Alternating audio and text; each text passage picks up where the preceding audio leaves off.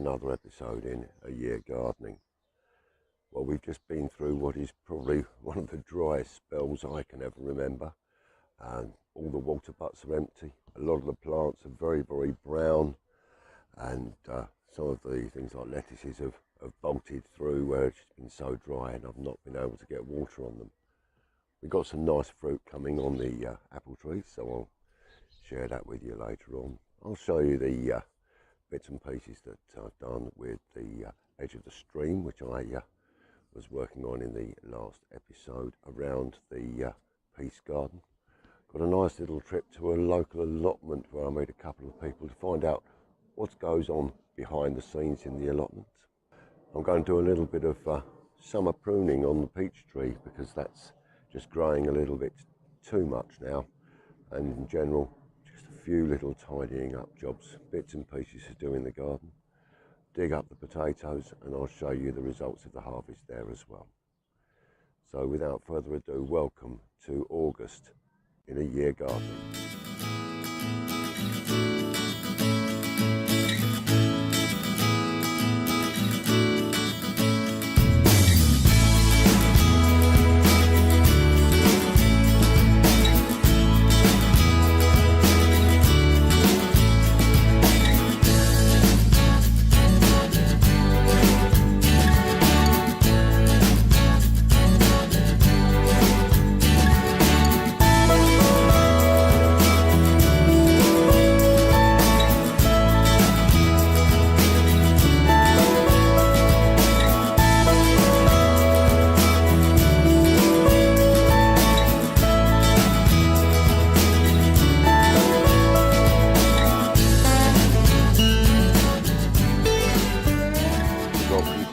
Soft fruit area of the garden, and you will probably remember just over a year ago when I started to train this peach tree, and some of it is just growing out of shape, and so parts of the plant that are growing outwards and higher than I want, now is the time to cut those back.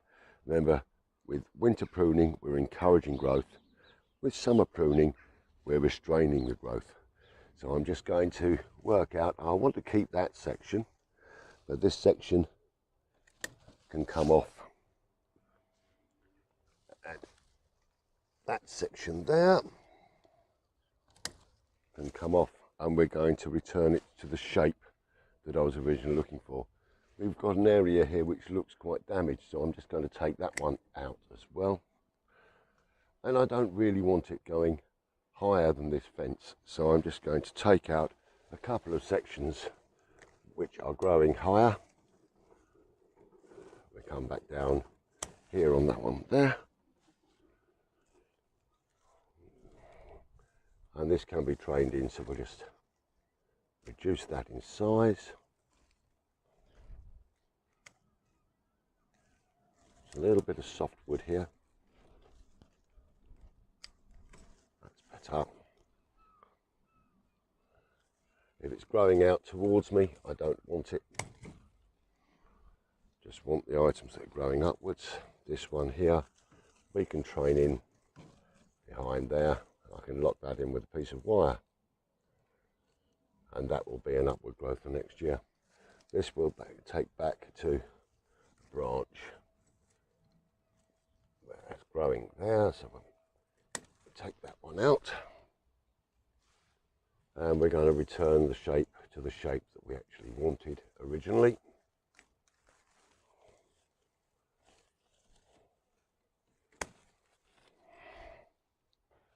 And as you can see, the fan is now coming back. These ones that are growing forwards, we just don't want those.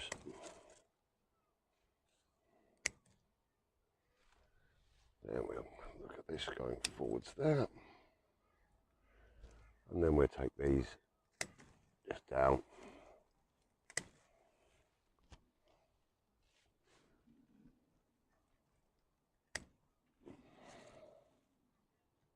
Growth there.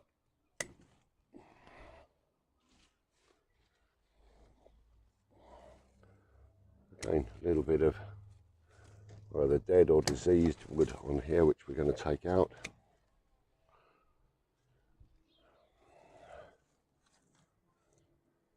Take that back. There.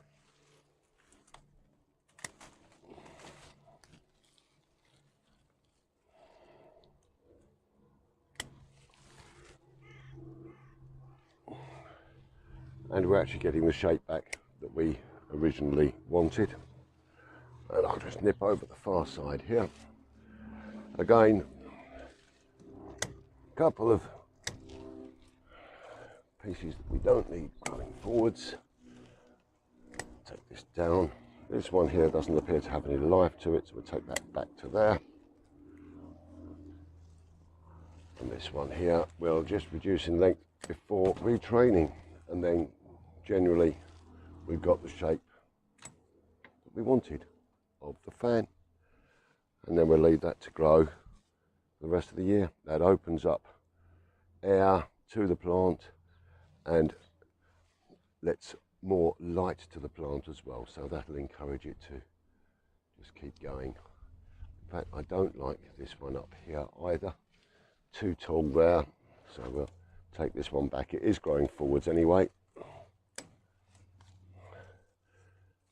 then we take that one off of here. This central growth here, I can probably take that back right down. That's much better. Well, it gives us the shape that we actually need.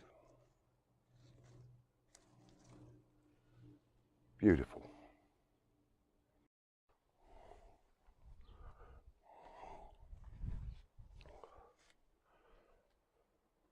Well, now I think it's time to take a trip down the vegetable garden, have a look at the potatoes, and I'll tell you about the cucumbers and tomatoes and beans and things that we've got growing down there as well. Well, this is another crop that really didn't get enough water, but they're nice, good quality potatoes. Probably got around about a pound or so here, and so we add that up, we're probably going to end up with around about 5 or 6 pounds, which is probably around about 2 to 3 kilos of potatoes. So not bad for my salads.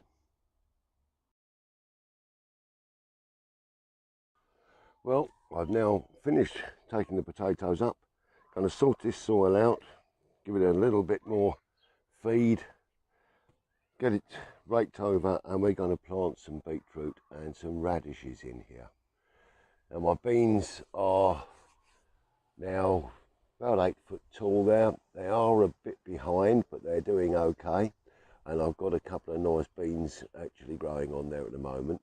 We'll keep our eye on that, try and keep some water going on there. My tomatoes and my cucumbers, they're a bit behind on where they normally would be, but they are growing well. I've got fruits on there, and I'll keep a close eye on those over the coming weeks. So whilst I've been growing my fruit and vegetables in the garden, just around the corner from me, around about half a mile away, there are some allotments, and a wonderful place it is to be there as well. So I took some time the other day to go down and meet the manager of the allotments and ask him a couple of questions, and also meet some of the allotment holders. So I'll take you there now. Now, one of the great things about Britain is we have these areas called allotments. And I've come down to a local allotment today at Summerhill in Tunbridge to speak with a couple of the people here about why they work on allotments and what they grow and what benefits it gives them. So I'm going to just crack over and we're going to speak to a couple of those people now. So I'm now joined by Richard, who is the manager of this allotment, and what a fantastic site it is. We're going to talk to Grace in a minute, who's one of the allotment holders, but first of all we're going to speak to Richard about the challenges of running one of these wonderful allotments. So Richard, what do you find one of the hardest things about running a fantastic facility like this? Well, I think I can divide my duties into three areas. First, there is the straight administrative one, i.e. collection rents for the year. Every plot holder is sent a letter saying how much he or she has to pay, and then I will do any chasing up if they haven't paid, or if they want to give up, or they want more room. So there's the admin one. The second thing is the allotment. There are 7 allotment sites in Tunbridge, and it's all run by a committee called TAGA, Tunbridge Allotment and Gardens Association, and we run a seed and potato scheme. So everybody gets a seed manual from King's and potatoes, and again I distribute the manuals and then collect the orders, or they give them to me, and when the seeds arrive and the potatoes arrive, I then deliver them to the various plot holders. Amazing. The third area is making sure that people cultivate their plot properly. There are something like 140 people on the waiting list for allotments in Tunbridge, and quite frankly, if people don't cultivate their plots effectively, then it's my job to either chase them out to make sure they do, or terminate their contract at the end of the year and get some new people in. So that is not always a pleasant thing to do, but it's just things. This is the way life is. You know, with 140 odd people wanting allotments, if allotments aren't used to their full capacity, then they've got to go. Having said that, I have 1 or 2 plots where, due to personal circumstances, an injury or whatever, the plot is not cultivated, then, you know, you live with that. Well, you have to live alongside challenges, don't you? Absolutely. But what sort of pride do you get when you look around here and you see all these beautiful plants and flowers growing? You must have a sense of personal pride. Yeah, I mean, my background is as a food scientist, and therefore I just wonder at the synthetic capabilities of these plants to grow leaves, grow food. So yeah, there's that aspect to it. And then I also enjoyed the fact that we have a number of people here from, I think, 7 different countries worldwide. 7? Wow. If I include Yorkshire, of course. Okay. They all have their own views. They grow their own crops, and it's quite interesting just to learn how other people cultivate and grow things. And Grace is no exception. It's fantastic. Well, Richard, thank you very much for your time. Okay, I pleasure. greatly appreciate it. Okay, fine. Thank you very much. Thank you. Well, hi friends. We're now with Grace, who has one of the plots here on the allotments, and I think I'm just going to ask you, Grace, why did you decide to have an allotment? Well, I decided to have this allotment because where I live there is no garden, so I thought this will be a very good place to gather with my family for barbecues, gather with friends. Also, now that my children, they are older, so they do their gatherings here. Apart from doing work and enjoying nature, enjoying workout. Okay, so what do you actually grow here? Well, we get tomatoes, radishes, peppers. Sometimes when the weather helps. Yes. And then we get sweet corns, peas, and lots of herbs, lettuce and corn, cabbages. I have a vine over there. We have lots of fruits and vegetables. The whole thing looks amazing. It looks beautiful.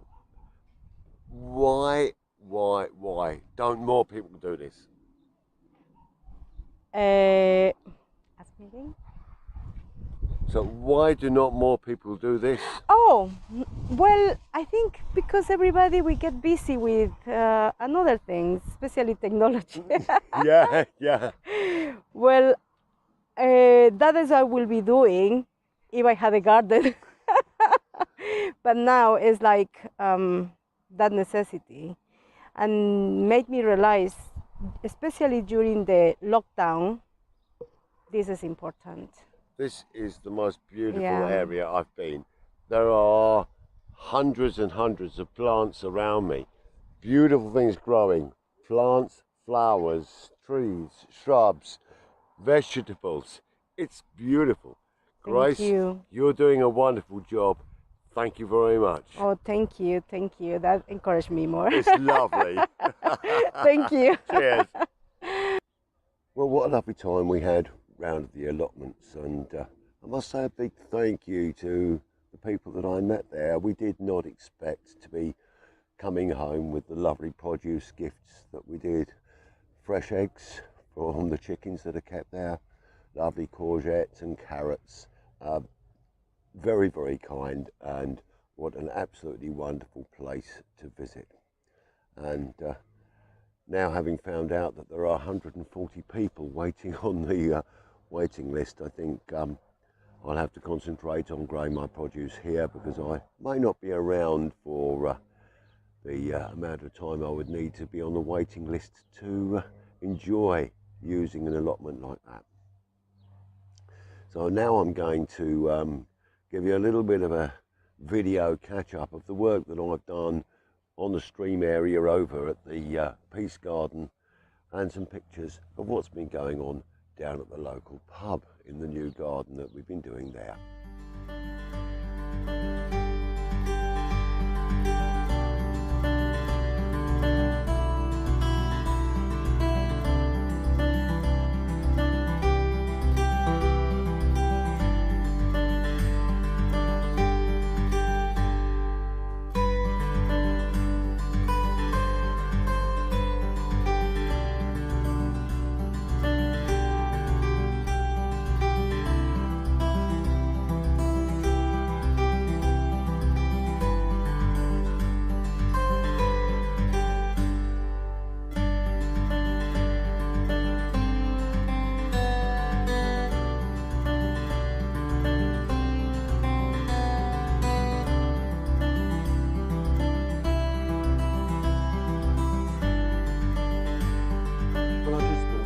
A little bit of time to share with you some of these lovely apples that we've got coming on one of the trees. I've got another couple of apples on the Braeburn there, but these look really, really lovely. I've just got to make sure I can keep enough water.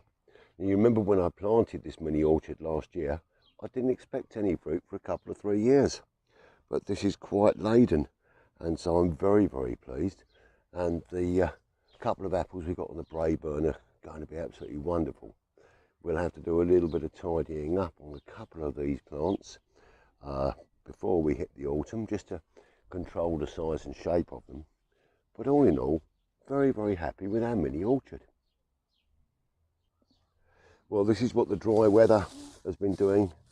So these Montbretia or Crocosmia, whichever you wish to call them, are really, really suffering. I've only got so many bowls of washing up water that I can pop out on the garden, but these will come back year after year, so it's not a great loss if I don't get too much this year. What I have got to do, these have gone to seed very, very early on the native geraniums, and I've got to get a load of deadheading and tidying done to these plants. They've fallen flat, they've just dried right out, so lots of work to do here. Get it all nice and clean and tidy. But I'm going to leave this. If we get some rain, and we haven't really had any rain for around about 6 weeks, I think the rain gauge was showing around about 4 millimetres of rain over the last 6 weeks, which is not enough to get the air feeling damp, let alone the ground. And my water butts are all empty. So it's just spare washing up water and things that we've been using on various plants in the garden until such time as we get some rain again. Well, that's the garden as it stands at the moment, so let's disappear up to the top and we'll just sum up what we've done on today's lovely little show. Well, that brings me to the end of today's little show, and I hope you've enjoyed it as much as I have. A really big thank you to Richard and Grace and the other allotment holders for giving me their time, because that was greatly appreciated. And what a wonderful asset that little allotment round the corner is to our community. We've done a little bit of tidying and harvesting today, and I must say that I'm really disappointed that my beans and my peas, my tomatoes and my cucumbers are not as far advanced as they normally would be, but it's been exceptionally dry. Now, in this last half an hour, we've had another millimetre of rain, and that's about all it was. It came down, really splattered, and then disappeared. We need more rain, we really do. My pots on the wall over here, my geraniums and fuchsias, they're very, very dry. My big pots down here, they're also dry. But no worries, we'll get the washing up water on them later on, give them a bit of life. Now, in the next show, I'm going to be bringing you a couple of advances. I'm going to be taking up the plastic railway track and replacing it with an electric Hornby railway track, where we join the tracks together with some solder and get the current running through, get some cleaner on there, and we can run the trains nicely on there. I'm going to be moving a pot that I've got with an absolutely wonderful plant in it, and it started to climb and do all of the things I would like the plant to do. It's a jasmine, by the way, yeah, and that's going to come down, and I'm going to plant that in the bottom of the garden so I can go over the arch and join with the honeysuckle. I must say, this warm weather has really affected the clematis, and they finished flowering much earlier than I would expect, and a lot of the plants have finished flowering earlier and setting seed because I think they're dying. So they're setting seed a lot earlier than one would normally expect. But we've had a reasonable harvest on our first early potatoes. We're going to put the radishes and the beetroot seeds into that bed and get those growing for a later harvest this year. So all in all, it's difficult, but it's not impossible. And if we've got to change our gardens to suit a new climate, then that's something we're going to have to do.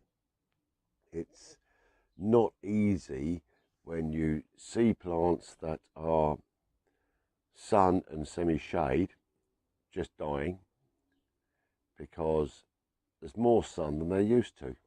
So we're going to have to reconsider what we plant, where we plant it. I've got a couple of shady areas, and things like the fuchsias are doing so well in the woodland border because they've got that shade and moisture retention. But the Montbretia, it's brown and dying. My dahlias are almost gone. So we've got to rethink the way we do our gardens to adjust to the climate that we're coming into. And that's something I'm going to sit down and really, really work out. But I hope your gardens are as successful as they can be at this moment in time without the rain and all of the challenges that brings. So we'll keep smiling, we'll keep working on our gardens, and we'll keep moving forward. And that just leads me to say, stay safe, be kind to each other, and happy gardening. And I'll leave you today with a small glass of Shiraz. So, cheers. Happy gardening, everyone.